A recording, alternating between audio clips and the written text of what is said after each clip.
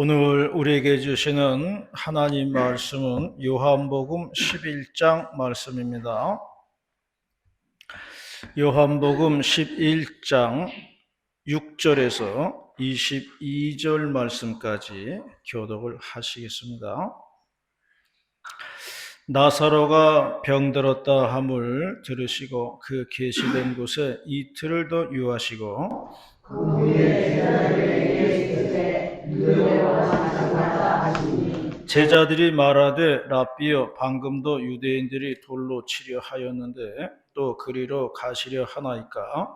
예수께서 대답하시되 낮이 12시간이 아니냐 사람이 낮에 다니면 이 세상의 빛을 보므로 실족하지 아니하고 밤에 다니면 빛이 그 사람 안에 없는 고로 실족하느니라. 이 말씀을 하신 후에 또 이르시되 우리 친구 나사로가 잠들었도다. 그러나 내가 깨우러 가노라. 제자들이 이르되 주여 잠들었으면 낫겠나이다 하더라. 예수는 그의 죽음을 가리켜 말씀하신 것이나 그들은 잠들어 쉬는 것을 가리켜 말씀하신 줄 생각하니라. 이에 예수께서 밝히 이르시되 나사로가 죽었느니라. 내가 거기 있지 아니한 것을 너희를 위하여 기뻐하노니 이는 너희로 믿게 하려 함이라. 그러나 그에게로 가자 하시니 디두모라고도 하는 도마가 다른 제자들에게 말하되 우리도 주와 함께 죽으러 가자 하니라. 예수께서 와서 보시니 나사로가 무덤에 있을지 이미 나으리라. 베다니는 예루살렘에서 가깝기가 한 오리쯤 되매 많은 유대인이 마르다와 마리아에게 그 오라리의 일로 민원하러 왔더니 마르다는 예수께서 오신다는 말을 듣고 곧 나가 맞이하되 마리아는 집에 앉았더라. 마르다가 예수께 여짜오되 주께서 여기 계셨더라면 내 오라리가 죽지 아니하였겠나이까. 함께 봅니다. 그러나 나는 이제라도 주께서 무엇이든지 하나님께 구하시는 것을 하나님이 주실 줄 아나이다. 아멘. 네, 오늘은 어버이 주일인데요. 제가 인터넷으로 고려장에 대한 내용을 이제 검색을 해 보았어요. 그런데 고려장이라는 것은 실제 있었던 일은 아니라고 그러더라고요. 그냥 구전으로 전설처럼 내려오는 이야기가 많이 퍼지다 보니까 흡사 이게 사실처럼 받아들여진 거예요. 그래서 고려장이라고 하는 거는 그냥 전설 따라 삼천리다 그렇게 생각하시면 될 것 같습니다. 실제로 있었던 일이 아니라고 그러더라고요. 이런 이야기가 있죠. 고려장에 대해서. 어느 날 이제 할아버지가 칠순이 되니까 아버지가 할아버지를 지게에다 엎고서 이제 가서 이제 버렸다는 거예요. 근데 그 아들이 이제 아버지를 따라갔어요. 어린 아들이. 어린 아들이 그러는 거예요. 아버지, 왜 지게는 두고 가세요? 아버지가. 할아버지 고려장 다 지냈다. 지게는 버리고 가야지. 그랬더니 어린 아들이 하는 말이 아버지 아니에요. 지게는 제가 가져갈게요. 아니 지게는 갖다가 뭐 하려고? 그랬더니 뒀다가 아버지 여기에 또 모셔드려야죠. 그러더라는 거예요. 그 이야기 듣고 아버지가 크게 깨닫고 반성을 했다는 거죠. 그래서 할아버지 다시 모셔다가 잘 봉양을 했다는 그런 이야기입니다. 오늘 말씀은 하나님의 때에 대한 말씀입니다. 오늘 봉독한 본문을 통해서 2024년도 어버이 주일에 주시는 하나님 말씀을 듣도록 하겠습니다. 첫 번째로 말씀하는 것은 하나님의 때를 기다려야 한다는 겁니다. 하나님의 때가 있다는 거예요. 6절과 7절입니다. 6절과 7절 말씀 시작.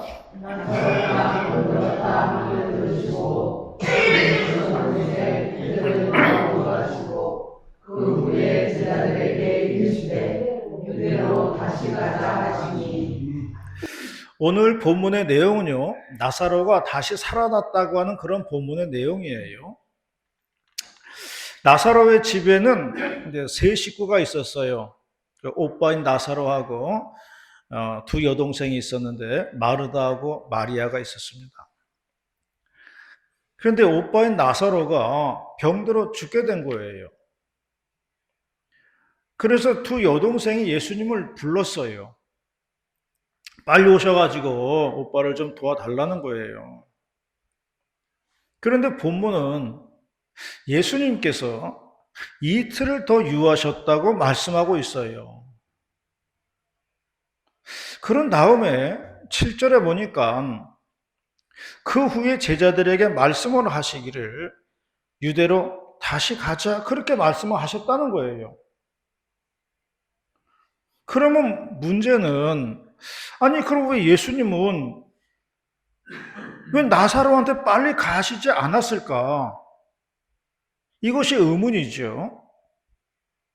아니 왜 예수님은 이틀을 더 유하셨냐는 거예요. 지금 급박한 상황인데 그 이유가 8절에 나와 있어요. 8절 말씀을 한번 다 같이 봉독을 하도록 하겠습니다. 8절 말씀 시작. 제자들이 말하되 방금도 유대인들이 돌로 치려하였는데 또 그리로 가시려 하나이까. 유대인들이 돌로 치려 하는데 또 그리로 가시려 하나이까. 이게 해답이에요. 요한복음 10장을 좀 이해할 필요가 있는데요. 예수님께서 유대인들에게 이렇게 말씀하셨어요. 하나님과 나는 하나다. 나는 하나님의 아들이다. 그렇게 이야기를 했어요. 그랬더니 그 말을 들은 유대인들이 분노했다고 그랬습니다. 왜냐하면 이거는 신성 모독이라는 거예요. 신성 모독은 율법에 돌로 쳐 죽이라는 게 있어요. 그래서 사람들이 예수님을 잡으려고 그랬습니다. 예수님을 돌로 치려고 그랬어요. 그런데 예수님이 그 자리를 피하셨다고 요한복음 10장에는 기록되어 있습니다. 자, 피한 자리예요, 지금. 일단 예수님은 분노의 자리를 피하셨다는 이야기예요. 그리고 이어서 오늘 본문의 말씀이 이어지고 있는 것입니다. 이틀을 더 유하신 거예요. 그 피한 곳에서. 그리고 다시 그리로 가자는 겁니다.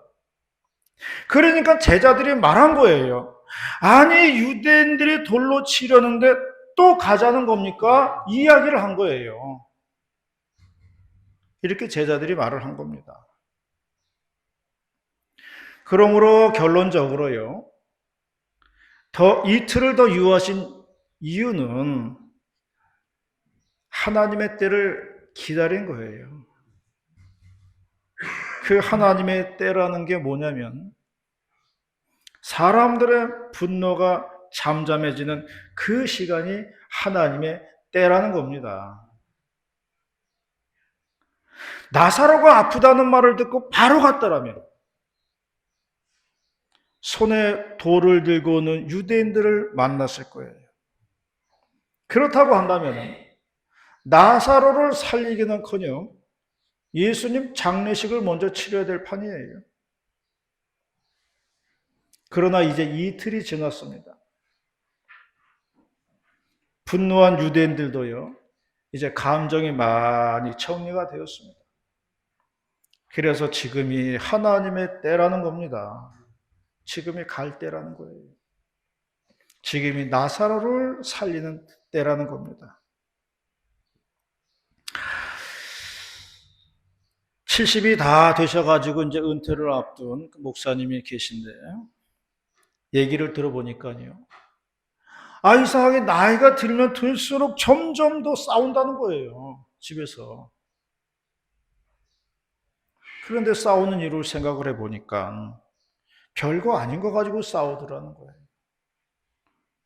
사모님은 치약을 짤 때 끝에서부터 차근차근 이렇게 짜서 이제 쓰신다는 거예요. 스타일이 단정하고 조심스러운 스타일이에요. 그런데 목사님은 중간을 콱 잡고 중간에 그냥 꽉 짜서 쓰신다는 거죠. 그러니까 사모님은 왜 치약을 끝에서부터 차근차근 해가지고 써야지, 예? 왜 중간부터 그렇게 콱 짜가지고 쓰냐고. 목사님은 그까짓 거 중간부터 짜든 뭐 처음부터 하든 뭐 그게 어차피 쓰는 건 마찬가지 아니냐고. 그러면서 싸우는 거예요. 시작은 치약으로부터 시작을 했어요. 그런데요, 사람 마음속에 분노가 일어나면요, 이거는 꼭 휘발유 뿌려 놓는 것과 같아요. 확 올라옵니다. 이게 제일 위험한 순간이에요. 그런데 신기하게도 이게 또 그 순간이 지나가면은 또 평안한 순간이 또 와요, 또. 그러면 마음속에 생각이 되죠. 아니, 뭐 그런 걸 가지고 그랬을까? 아니, 뭐 그렇게 뭐 화를 낼 것도 아니었는데 또 그런 마음이 들어요. 그러므로 감정이라고 하는 것은요, 그 순간이에요. 시간이 지나면요, 아무것도 아닌 게 많은 거예요.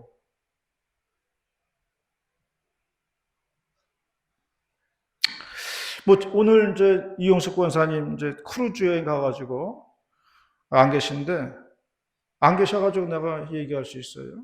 그분이 지나가는 말로 옛날에 그런 얘기 하시더라고요.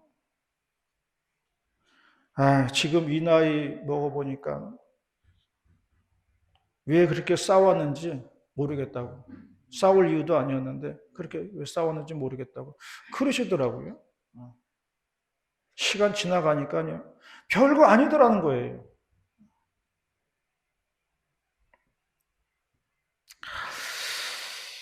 그게 감정이라는 겁니다. 그래서 시간이 필요한 거예요. 시간이 해결해 주는 겁니다. 그래서 예수님 이틀이 더 필요했던 거예요. 그래서 이틀을 더 유하신 거예요. 예수님은 그것을 하나님의 때라고 본 거예요. 가나의 혼인잔치에서 포도주가 떨어졌습니다. 예수님 어머니 마리아가 예수님에게 와서 부탁을 했어요. 잔치집에 포도주가 떨어졌다. 어떻게 하면 좋을까? 해결 방법을 물어보았어요. 그랬더니 예수님 하신 말씀이, 그게 나와 무슨 상관이 있습니까? 아직 내 때가 이르지 아니했습니다. 그렇게 얘기를 했어요. 이 말은 지금은 아직 하나님의 때가 아니라는 거예요. 그러면 언제가 하나님의 때인가? 그거는 결례의 항아리에 물을 부어야 할 때가 하나님의 때라는 겁니다. 포도주의 기적이 일어나야 할 때는 결례의 항아리에 물을 부어야 할 때가 기적의 때라는 거예요. 그때 거기서 포도주의 기적이 일어나게 되는 겁니다. 그래서 예수님께서는 결례의 항아리에 물을 부어라 그렇게 말씀을 하셨던 겁니다. 결례의 항아리에 물이 떨어지는 그때, 그것이 하나님의 역사의 때라는 것을 말씀해주고 있는 것입니다. 모든 것은 다 때가 있습니다. 교회 마당의 꽃나무들을 보니까요, 다 자기의 때가 있더라고요. 순서가 있어요. 그래서 3월부터 지금까지 계속 자기 순서대로 꽃이 피고 지고 피고 지고 계속 그러더라고요. 자기 순서에 맞춰서 그렇게 돼요. 그러므로 우리들에게도 하나님의 때가 있음을 믿으시기를 바랍니다. 우리는 우리의 때를 잘 모르죠. 그러나 하나님은 아실 거예요. 우리의 때가 언제인지 하나님은 아신다는 겁니다. 중요한 것은 하나님의 인도하심을 믿는 거예요. 우리가 그걸 믿는 게 중요한 겁니다. 그리고 믿고 의지하고 기도하는 마음이 중요하다는 거예요. 그러면 반드시 우리의 때가 온다는 것을 믿으시기를 바랍니다. 믿고 의지하고 기도하면서 때를 기다리는 저와 여러분이 되시기를 바라겠습니다. 두 번째로 말씀하는 것은 기다리는 자에게 큰 기쁨이 있다는 것입니다. 기다리는 기쁨이라는 거예요. 더 큰 기쁨이 있다는 겁니다. 15절 말씀입니다. 15절 말씀 시작. 내가 거기 있지 아니한 것을 너희를 위하여 기뻐하노니 이는 너희로 믿게 하려 함이라. 그러나 그에게로 가자 하시니. 어느 목사님이 이제 시골에 그 바닷가 어촌으로 부임을 하셨어요. 그러니까 사람들이 그렇게 말한다는 거죠. 야, 바닷가로 가서 좋겠네. 응? 아니, 매일같이 맑은 바다 보고 맨발로 해변, 모래밭을 걷고 그러면 좋겠네. 그렇게 말을 한다는 거예요. 그런데 이 목사님은 부임한 이래로 20여 년 동안 바닷가 모래 밟아본 거는 그저 한두 번밖에 없다고 그러시더라고요. 문만 열면 바다가 보이고 모래밭이에요. 그러니까 뭐 별로 신기하지도 않고 늘상 보는 거니까 뭐 이렇게 감동도 없어요. 그런데 어느 모임에 가서 어느 사모님의 말을 듣게 되었습니다. 그 말을 듣고서 생각을 바꾸게 되었다는 거예요. 그 뭐라 그랬냐면은 어디를 가든지 그곳에서만 누릴 게 있는데 그걸 누리면서 사세요. 그랬다는 거예요. 어디를 가든지 그곳에서만 누릴 수 있는 게 있는데 그걸 누리면서 사세요. 이 말 한마디가 목사님의 생각을 바꿔버렸어요.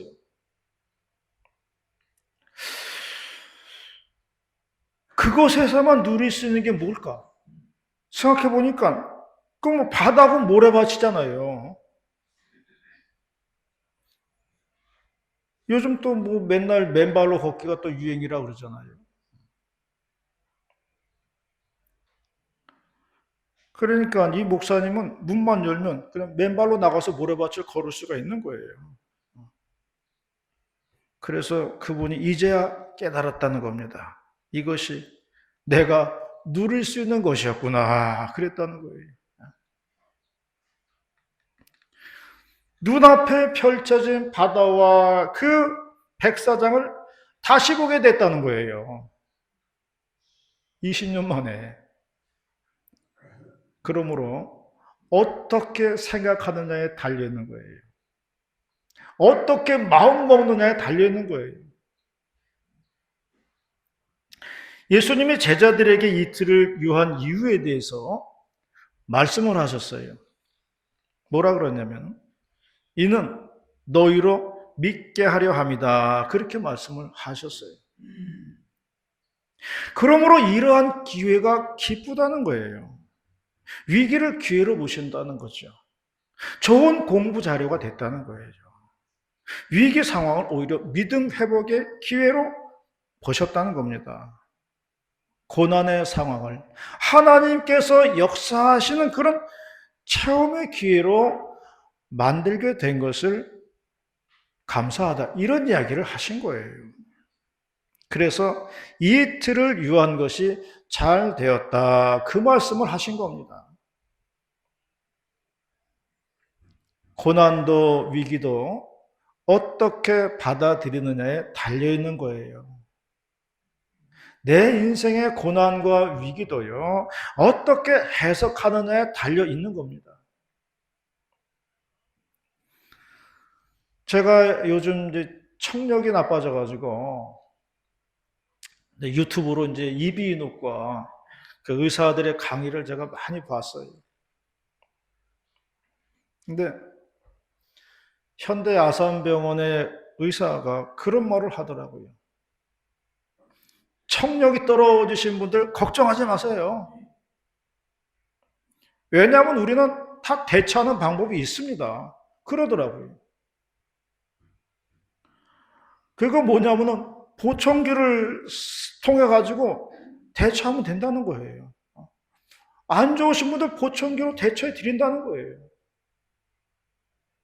보청기로 안 된다. 심각한 거죠. 그러면은 인공 와우 수술이 있습니다. 인공 와우 수술을 하면 됩니다. 그러더라고요. 그러니 아무 걱정하지 말라는 의사의 이야기였어요. 대처할 수도 없고 방법도 없고 뭐 의사도 손을 쓸 수 없는 게 문제지. 아니 대처할 수 있다는데 방법이 있다는데 뭐가 문제가 되겠어요.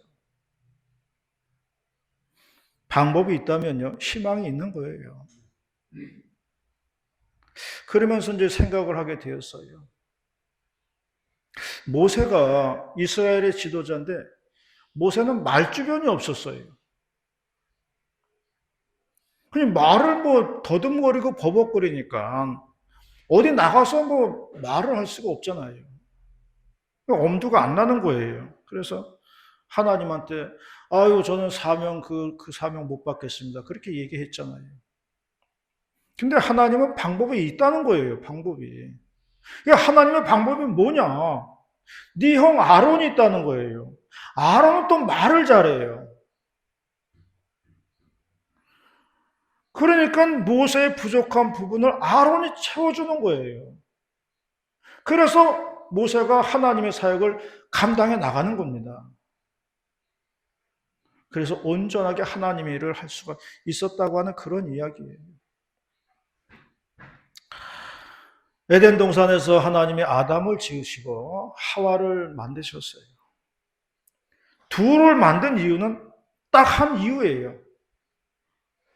서로 도우라는 겁니다. 그래서 서로 돕는 배필로 만들어 준 거예요. 그 에덴 동산의 생활이라고 하는 건요. 서로 도와가면서 사는 게 에덴 동산이에요.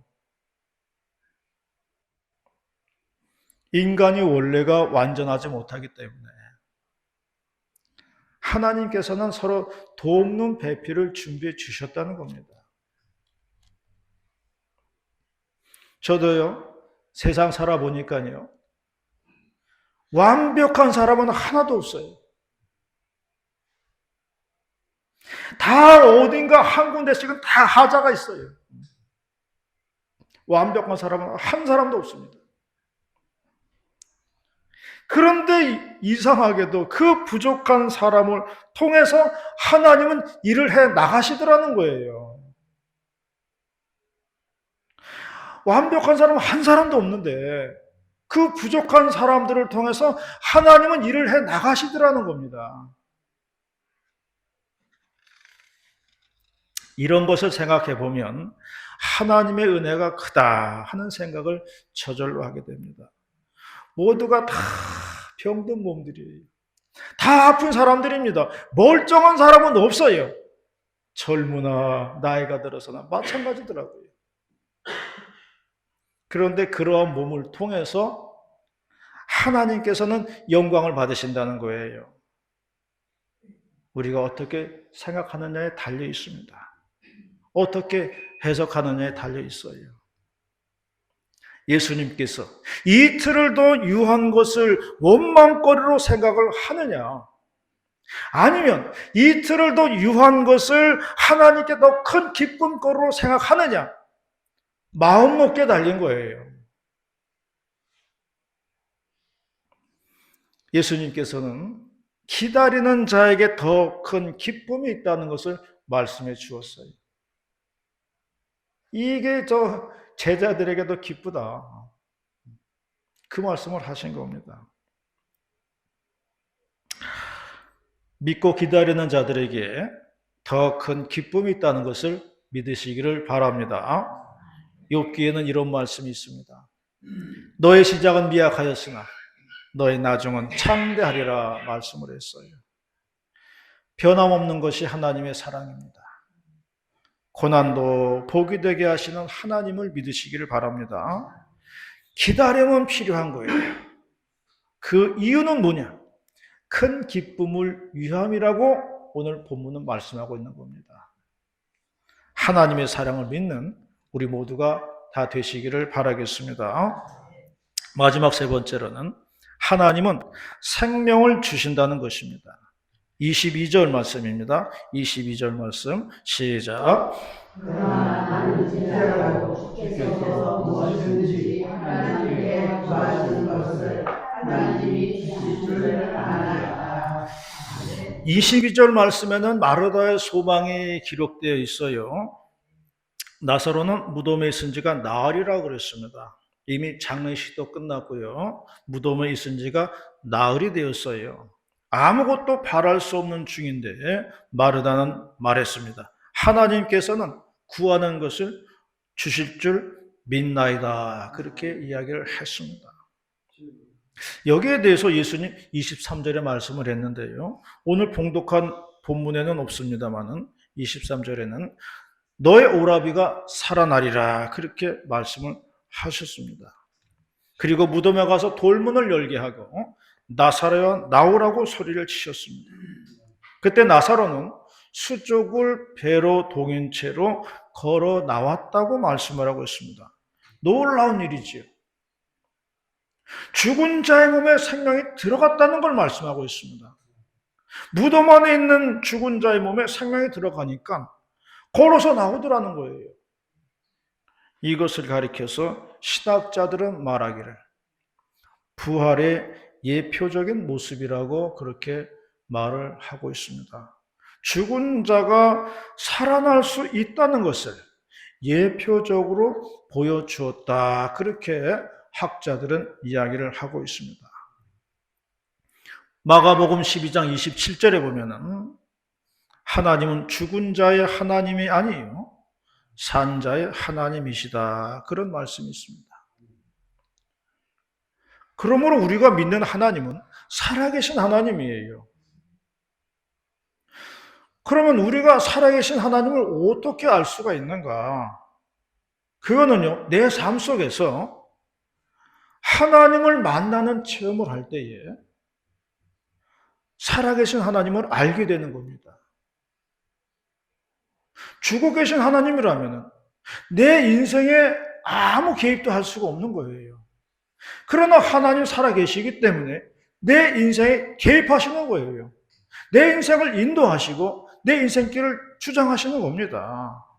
우리가 그런 걸 느낄 때에, 그런 걸 접할 때에 살아계신 하나님을 우리가 느끼는 겁니다.